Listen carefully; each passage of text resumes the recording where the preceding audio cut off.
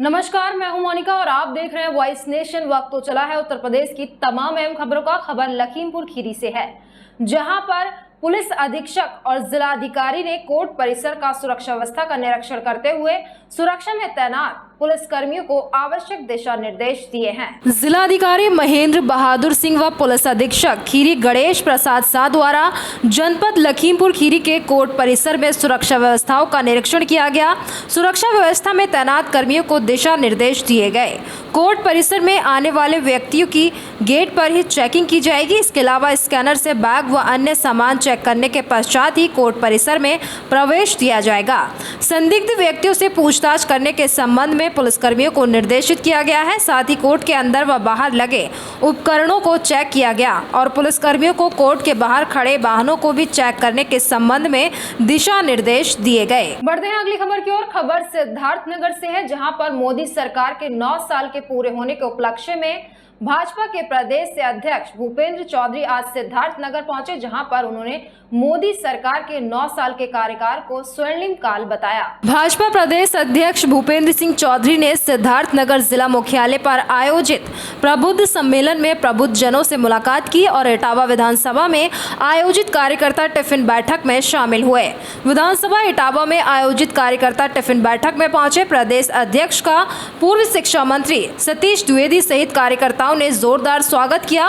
वहीं टिफिन बैठक में कार्यकर्ताओं ने प्रदेश अध्यक्ष से अपने मन की बात कहते हुए अपनी परेशानियों से भी अवगत कराया।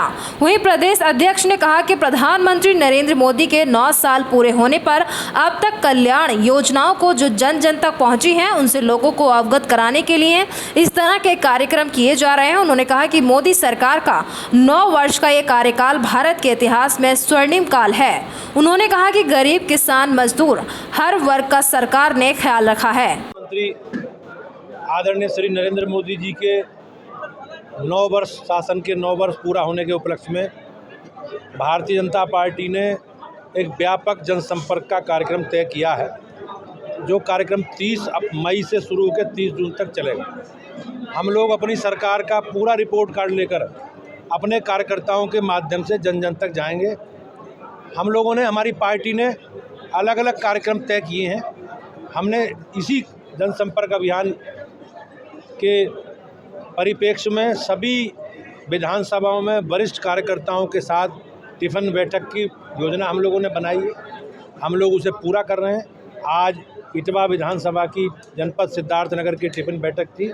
उसमें सभी पुराने कार्यकर्ता, नए कार्यकर्ता जिन्होंने भारतीय जनता पार्टी में लंबे समय तक काम किया और हमारे विचार से जुड़े हैं, वही भारतीय जनता पार्टी की राजनीतिक ताकत है और उसी ताकत के आधार पर हम लोग चुनाव लड़ते और जीतते रहे। मुझे विश्वास है कि इस विधानसभा में भारतीय जनता पार्टी के असंख्य कार्यकर्ताओं का आशीर्वाद, स्नेह भाजपा को मिलेगा, मोदी जी को मिलेगा और भारतीय जनता पार्टी लोकसभा की सारी सीटें जीतेगी।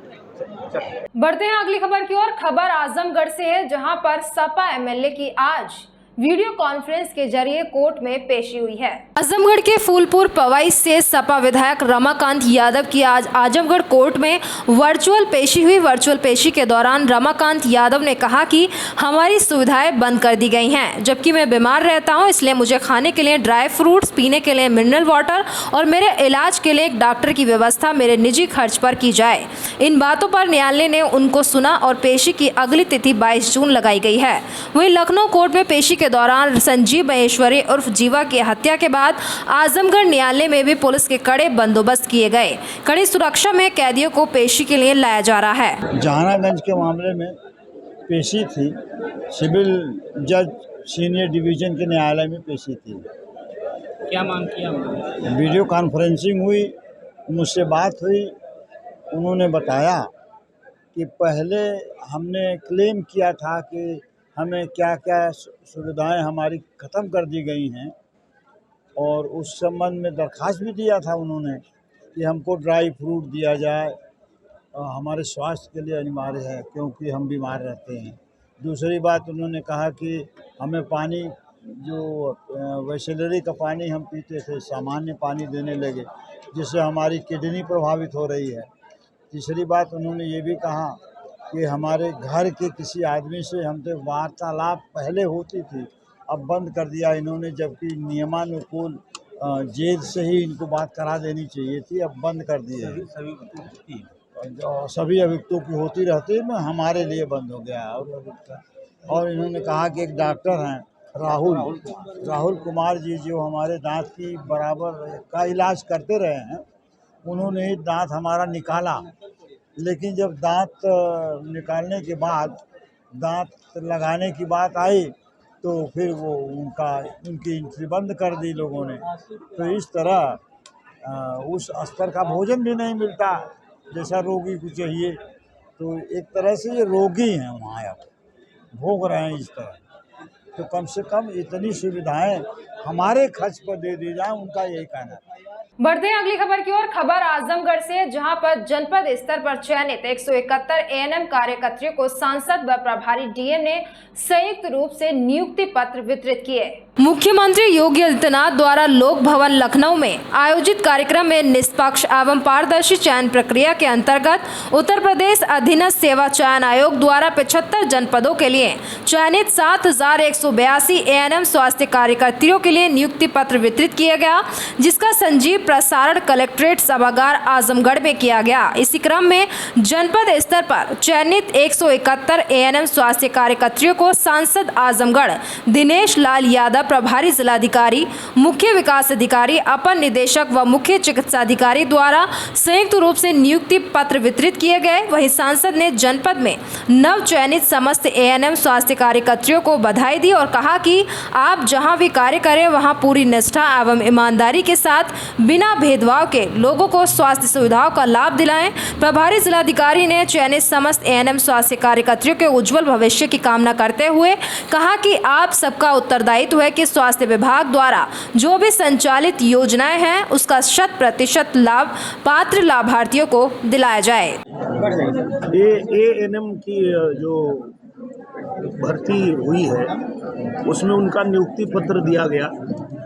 पूरे प्रदेश में 7000 से ज़्यादा और आजमगढ़ में 171 बहनों को ये प्रमाण पत्र दिया गया है।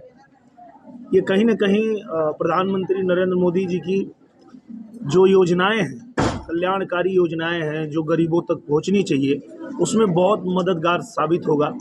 ये बहनें जब गांव-गांव में जा करके और जो लाभार्थी हैं उन तक सारी योजनाओं को बताएंगी, पहुंचाएंगी, तो ही प्रधानमंत्री जी का सपना साकार हो पाएगा। बढ़ते हैं अगली खबर की ओर। खबर गाजीपुर से है, जहां पर 4 करोड़ की लागत से बनकर तैयार हुई सड़क का सांसद वीरेंद्र सिंह मस्त ने लोकार्पण किया है। बलिया लोकसभा के जौहराबाद विधानसभा में करीब 4 करोड़ की लागत से बनकर तैयार हुआ सड़क का लोकार्पण बलिया के सांसद वीरेंद्र सिंह मस्त ने किया। इस दौरान उन्होंने कहा कि ये वही आपका पैसा है जो सुरक्षित है, नहीं तो पहले यही हरामखोर विकास के पैसे को लूट लिया करते थे।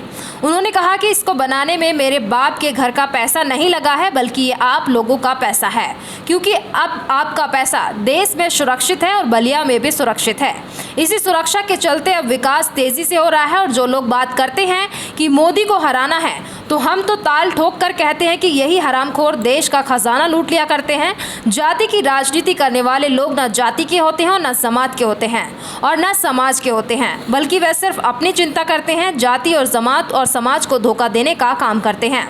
हम विचार की राजनीति करने वाले लोग हैं। हम लोग सड़क पर बनते हैं, हम लोग सड़क बनाते हैं, तो हम लोग कभी नहीं कहते कि जो लोगों ने हमें मतदान नहीं किया उन्हें सड़क पर नहीं चलना चाहिए। उस सड़क पर चलने वाला साइकिल वाला है कि हाथी वाला है या पंजा वाला है या कौन है, इससे कोई लेना देना नहीं होता है।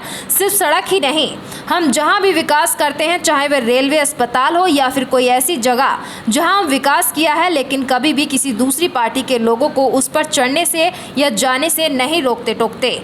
राजनीति क्षेत्र में काम करने वाले लोगों का मन और असीमित होना चाहिए। बढ़ते हैं अगली खबर की ओर। खबर बिजनौर से है, जहां पर राष्ट्रीय लोक दल के अध्यक्ष जयंत चौधरी बिजनौर के 2 दिवसीय दौरे पर हैं। वहीं बिजनौर पहुंचने पर जयंत चौधरी का कार्यकर्ताओं ने जोरदार स्वागत किया। बता दें, रलौद के मुखिया जयंत चौधरी आज बिजनौर के 2 दिवसीय दौरे पर हैं, जिसमें नेहटौर में विशाल जनसभा को संबोधित करेंगे और धामपुर, मंडावर, अन्य कई जगह पर अभियान के तहत विशाल जनसभा करेंगे। राष्ट्रीय लोकदल पार्टी के अध्यक्ष जयंत चौधरी के बिजनौर पहुंचने पर कार्यकर्ताओं ने उनका फूल मालाओं से जोरदार स्वागत किया, तो वहीं जयंत चौधरी के बिजनौर आगमन पर कार्यकर्ताओं में खुशी की लहर दौड़ गई। जयंत चौधरी ने कहा कि किसानों के बीच जाकर उनके समस्या पर बातचीत करेंगे और जातियों से ऊपर उठकर लोगों को एक करने का प्रयास है। अब बिजनौर में पड़ा है, राष्ट्रीय लोकदल की मजबूत भर्ती रही है, चौधरी करण सिंह और चौधरी अजीत सिंह जी की कर्मभूमि रही है, तो किसानों के बीच जाएंगे, किसानों की समस्याओं पर बातचीत करेंगे, जातियों से ऊपर उठकर लोगों को एकजुट करने का एक प्रयास है और यहाँ की जनता के आशीर्वाद से सार्थक सपा और आरएलडी का गठबंधन है। शिवपाल यादव जी ने बीजेपी को असुरों की पार्टी बताया, इस बारे में आपका क्या कहना है? मैंने उनका बयान देखा नहीं, संदर्भ में जानता नहीं, इसलिए मैं टिप्पणी मेरी पूछी। Thank you. बढ़ते हैं अगली खबर की ओर। खबर नोएडा से है, जहां पर बिजली विभाग के उच्च अधिकारियों के खिलाफ जूनियर कर्मचारियों ने मोर्चा खोला है। बता दें, बिजली विभाग के उच्च अधिकारियों की मनमानी के खिलाफ जूनियर कर्मचारियों ने मोर्चा खोल दिया है। मुख्य अभियंता राजीव मोहर, अन्य अधिकारियों पर कर्मचारी ने मुंह पर कालिख पोतने और जाति सूचक गाली देने के आरोप लगाए हैं। बता दें, सेक्टर 31 बिजली घर में TC2 के पद पर तैनात प्रवीण कुमार ने प्रेस वार्ता की। झूठे आरोपों के चलते चीफ इंजीनियर और अन्य विभागीय अधिकारियों ने प्रताड़ित किया है। विभाग और पुलिस में शिकायत देने के बाद भी कोई कार्रवाई न होने से कर्मचारी परेशान हैं। वहीं कार्रवाई न होने पर परिवार सहित आत्मदाह की बात कहा उच्च अधिकारी पद का दुरुपयोग कर लगातार प्रताड़ित कर रहे हैं। पीड़ित परिवार ने सेक्टर 29 प्रेस क्लब में की प्रेस कॉन्फ्रेंस। चीफ इंजीनियर पर जाति सूचक शब्द बोलने के आरोप लगाए। पीड़ित कर्मचारी की शिकायत के बाद राष्ट्रीय मानवाधिकार आयोग ने मुख्य अभियंता राजीव मोहन को नोटिस भी जारी किया है। क्या नाम है आपका? मेरा नाम प्रवीण कुमार है। प्रवीण, कहाँ काम करते हो, क्या घटना घटी है? सर, मैं बिजली विभाग में काम करता हूँ, टेक्नीशियन ग्रेड 2 के पद पे। मेरे साथ घटना ये हुई कि मैंने एक कंज्यूमर के यहाँ पे सेक्टर 40 में मीटर लगाया 29 तारीख की दोपहर 12 से 1 के बीच में। उसके बाद ये हुआ कि मीटर लगाने के बाद शाम को 5-6 बजे के आसपास मैंने सारा अपना सामान ऑफिस का बंद करने के बाद हम लोग घर चले जाते हैं। जाने के बाद मेरे पास फ़ोन आता है रात्रि में करीब 9-9:30 के करीब मेरे मीटर साहब का, MK वर्मा का। उन्होंने कहा कि इस कंज्यूमर के यहाँ तुमने मीटर लगाया था, कोई पैसे की मांग की गई? मैंने साफ मना कर दिया, कोई पैसे नहीं मांगे। उसके बाद उन्होंने कहा कि तुमको चीफ साहब ने अभी बुलाया है, 10:30 तक ऑफिस पहुँचो, उनके दफ्तर पहुँचना है। उन्होंने कहा मैं भी आ रहा हूँ। जो एक और भी लड़का था प्राइवेट, उसको भी बुला लो। हम तीनों लोग उनके करीब 11:45 के करीब उनके दफ्तर पहुँच जाते हैं। जैसे ही कमरे में एंट्री करी, उन्होंने पूछा पैसे मांगे थे वहाँ पे? मैंने कहा सर नहीं मांगे। साले गाली तक देने के बाद उन्होंने कहा कि तुम भिखारी हो, भंगी हो, पैसे मांगते हो। मैंने कहा सर कोई पैसे नहीं मांगे। ए मीटर से भी कहा तुम इनसे पैसे मंगवाते हो? उन्होंने भी बोला कोई पैसे नहीं मांगता सर यहाँ पे। उन्होंने सारी बातों को अनसुना करते हुए नीच जाति के तुम्हें नौकरी मिल गई, हमारी बराबरी करोगे। अनेकों अभद्र भाषा जो मैं कह नहीं पा रहा, मेरी बहन तक को नहीं छोड़ा उन्होंने। जिस तरीके से सर, मैं जाटव समाज से बिलोंग करता हूँ। उसके बाद उन्होंने वीडियो बनवाना शुरू किया। वीडियो बनवाने के साथ साथ अजय वर्मन एक एक्सियन है, उन्होंने वीडियो बनाना शुरू किया। और विपिन वैश्य जो CA, उन्होंने मेरे चेहरे पर और जो लड़का है दूसरा टिंकू गिरी, उसके चेहरे पर कालिख पोती और हमें धमकी दी अगर ये कहीं मुंह खोला तो जान से मरवा देंगे। अब आपने थाने में शिकायत की, क्या कार्रवाई हुई? पुलिस ने कुछ? सर कोई सहयोग नहीं मिल रहा थाने की तरफ से। कितने दिन हो गए? सर मैं 29 तारीख को घटना घटी, में रात्रि का टाइम था। मैं घर पहुंचा हूँ 12 से 1 बजे के आसपास में घर पहुंचा रात्रि में। मैं सो गया, किसको क्या जवाब दूँ सर, मेरे साथ ये हुआ है। मेरे पास सुबह से मेरे जो सहयोगी लोग हैं जो डिपार्टमेंट में, वो फ़ोन करके पूछ रहे हैं, बता रहे हैं मुझे कि तेरा रात मुंह काला हुआ है। तो क्या वीडियो है आपके पास? मेरे पास सर वीडियो नहीं है, वीडियो उनके पास। मैं बार बार पुलिस से यह कह रहा हूँ कि इनके फ़ोन जब्त कराए जाएँ। अब क्या आगे क्या मांग करते हैं? सर मैं हटाकर निष्पक्ष रूप से जांच कराई जाए, इन तीनों को हटाकर। वहाँ गवाह हैं जिन्होंने मुझे देखा भी है। ठीक, अगर नहीं किया कुछ भी तो परिवार सुसाइड या आत्मदाह कर लेगा। फिलहाल इस वक्त की खबरों में इतना ही। तमाम देश दुनिया की खबरों से रूबरू होने के लिए बने रहिए वॉइस नेशन के साथ। अभी दीजिए इजाजत, नमस्कार।